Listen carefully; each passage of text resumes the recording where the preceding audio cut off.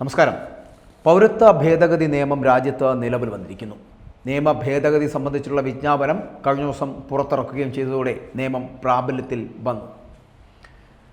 പാകിസ്ഥാൻ, ബംഗ്ലാദേശ്, അഫ്ഗാനിസ്ഥാൻ ഈ രാജ്യങ്ങളിൽ നിന്ന് ഇന്ത്യയിലെത്തിയപ്പെട്ടിട്ടുള്ള ഹിന്ദു, സിഖ്, ജൈൻ കൂടാതെ ക്രിസ്ത്യൻ, ബുദ്ധ, പാഴ്സി മതവിശ്വാസികൾക്ക് പൗരത്വം നൽകുന്നതിനുള്ള നിയമ ഭേദഗതി നേരത്തെ തന്നെ പാർലമെൻറ്റ് പാസാക്കിയിരുന്നു. BJPയുടെ 2019 പ്രകടന പത്രികയിലെ വാഗ്ദാനമായിരുന്നു ഈ പൗരത്വ നിയമ ഭേദഗതി നടപ്പാക്കും എന്നുള്ളത്. കേരളമടക്കം 6 സംസ്ഥാനങ്ങൾ ഇത് നടപ്പാക്കുന്നതിനെതിരെ പ്രമേയം തന്നെ പാസാക്കിയിരുന്നത് നമുക്കറിവുള്ള കാര്യമാണ്, കണ്ടതാണ്. പൗരത്വത്തിനുള്ള അപേക്ഷകൾ കേന്ദ്ര ആഭ്യന്തര മന്ത്രാലയം ഉടൻ തന്നെ സ്വീകരിച്ചു തുടങ്ങും. ഇതിനുള്ള ഓൺലൈൻ പോർട്ടലായിട്ടുള്ള സംവിധാനങ്ങളൊക്കെ സജ്ജമായതായും ട്രയൽ റൺ നടക്കുന്നതായിട്ടുള്ള വിവരങ്ങൾ തന്നെയാണ്. ഇത് നേരത്തെ തന്നെ പുറത്തു വന്നിരുന്ന കാര്യങ്ങളുമാണ്. ലോക്സഭാ തെരഞ്ഞെടുപ്പിന് മുമ്പ് തന്നെ ഇത് സംബന്ധിച്ചിട്ടുള്ള ചട്ടങ്ങൾ പുറപ്പെടുവിച്ചുകൊണ്ട് അത് നടപ്പാക്കുമെന്ന് കേന്ദ്ര ആഭ്യന്തര മന്ത്രിയായിട്ടുള്ള അമിത്ഷാ കഴിഞ്ഞ മാസം ഇതിനെക്കുറിച്ച് സംസാരിക്കുകയും ചെയ്തിരുന്നു. അദ്ദേഹം അന്നത് പറയുകയും ചെയ്തിരുന്നു. 2019 ഡിസംബർ മാസത്തിലാണ് പൗരത്വ ഭേദഗതി നിയമം അത് ലോക്സഭ പാസാക്കിയത്. 2020 ജനുവരി 10 നിയമം നിലവിൽ വന്നെങ്കിലും ചട്ടങ്ങൾ രൂപീകരിക്കാത്തതിനാൽ അത് നടപ്പാക്കിയിരുന്നില്ല. പാകിസ്ഥാൻ, ബംഗ്ലാദേശ്, അഫ്ഗാനിസ്ഥാൻ എന്നീ രാജ്യങ്ങളിൽ നിന്നും ഇന്ത്യയിലെത്തിയിട്ടുള്ള ആൾക്കാരെക്കുറിച്ചാണ്. ഇന്ത്യയിലെത്തിയിട്ടുള്ള ഹിന്ദുക്കളാവട്ടെ, സിഖ് ആവട്ടെ, ജൈൻ, ക്രിസ്ത്യൻ, ബുദ്ധ, പാഴ്സി മതവിശ്വാസികൾക്ക് പൗരത്വം നൽകുന്നതിന് വേണ്ടിയിട്ടുള്ള നിയമ ഭേദഗതി വരുത്തുന്ന ഒരു ബില്ലാണ് പാർലമെൻറ്റിൽ പാസാക്കിയെടുത്തിരുന്നത് എന്നുള്ളതാണ്. 2014 ഡിസംബർ 31 മുമ്പ് ഇന്ത്യയിലെത്തിയവർക്കാണ് പൗരത്വത്തിനായിട്ട് അപേക്ഷ നൽകാൻ കഴിയുക എന്നാണ് നിയമത്തിൽ വ്യവസ്ഥ ചെയ്തിട്ടുള്ളത്. 2014 ഡിസംബർ 30 മുമ്പ്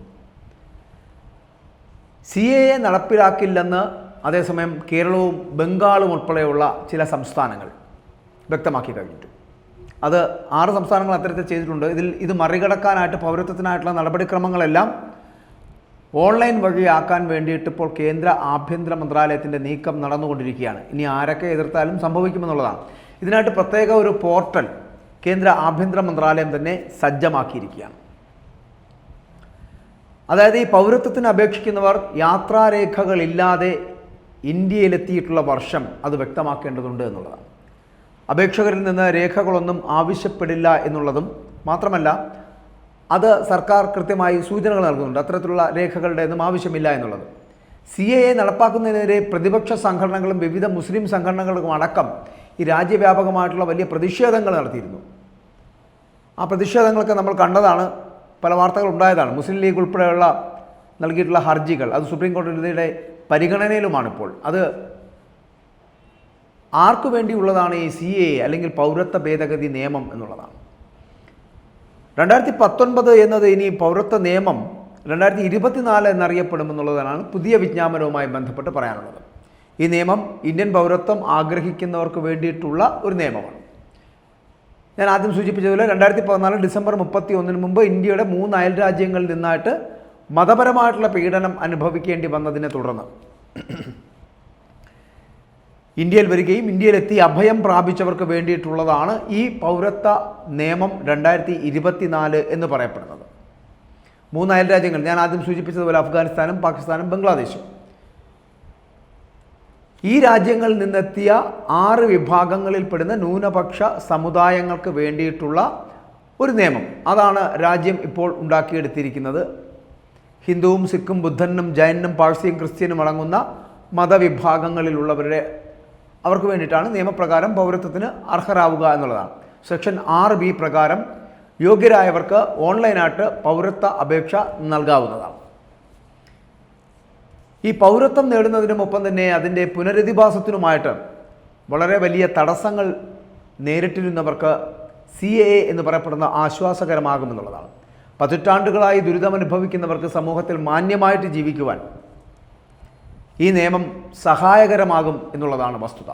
ദുരിതബാധിതരുടെ സാംസ്കാരികപരവും ഭാഷാപരവും സാമൂഹികപരവുമായിട്ടുള്ള സ്വത്വത്തെ സംരക്ഷിക്കുവാൻ ഈ നിയമത്തിന്, അതായത് പൗരത്വ നിയമത്തിന് സാധിക്കും. സാമ്പത്തിക, വാണിജ്യ ആവശ്യങ്ങൾ, സ്വതന്ത്രമായിട്ടുള്ള സഞ്ചാരം, വസ്തുവാങ്ങൽ എന്നീ അവകാശങ്ങൾ ഇതൊക്കെ ഇതിനകത്ത് ഉറപ്പ് നൽകുന്നു എന്നുള്ളതാണ് പ്രത്യേകത. പൗരത്വ നിയമത്തെക്കുറിച്ചുള്ള ചില തെറ്റായ ധാരണകൾ നിലനിൽക്കുകയും അത് പ്രചരിക്കുകയും ചെയ്യുന്നുണ്ട്, അല്ലെങ്കിൽ പ്രചരിപ്പിക്കുകയും ചെയ്യുന്നുണ്ട് എന്നുള്ളതാണ് വസ്തുത. CAA പൗരത്വം നൽകുവാനുള്ള നിയമമാണ്.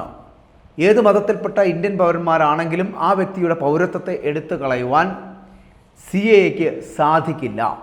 വർഷങ്ങളോളം പീഡനം അനുഭവിച്ചവർക്ക്, ഇന്ത്യയിലല്ലാതെ മറ്റൊരു അഭയമില്ലെന്ന് തിരിച്ചറിഞ്ഞ് നമ്മുടെ ഈ രാജ്യത്തേക്ക് എത്തിയവർക്ക് വേണ്ടി മാത്രമുള്ളതാണ് ഈ പൗരത്വ നിയമം 2024 എന്ന് പറയപ്പെടുന്നത്. അത് ആ വിജ്ഞാപനത്തിൽ വളരെ കർക്കശമായി വ്യക്തമാക്കുന്നുണ്ട് എന്നുള്ളതാണ്. അതേസമയം ഈ കൊറോണ മഹാമാരി കാരണം അറിയാലോ, കൊറോണയുടെ കാലഘട്ടത്തിലായിരുന്നു ഇത്. പൗരത്വ നിയമം നടപ്പാക്കുന്നത് വൈകിയതെന്ന് ആഭ്യന്തര മന്ത്രാലയം അറിയിച്ചിരിക്കുകയാണ്. അത് 2019 2024 നിയമമാകുന്നു. മതപീഡനത്തിനിരയായ ന്യൂനപക്ഷങ്ങൾക്ക് വേണ്ടിയിട്ട് മൗലികാവകാശങ്ങൾ ഉറപ്പുവരുത്തുവാൻ, അവരുടെ പൗരത്വം നൽകാനുമുള്ള ഒരവകാശം അത് ഇന്ത്യൻ ഭരണഘടന നൽകുന്നുണ്ട് എന്നുള്ളതാണ് ആഭ്യന്തര മന്ത്രാലയത്തിൻ്റെ കാഴ്ചപ്പാട്.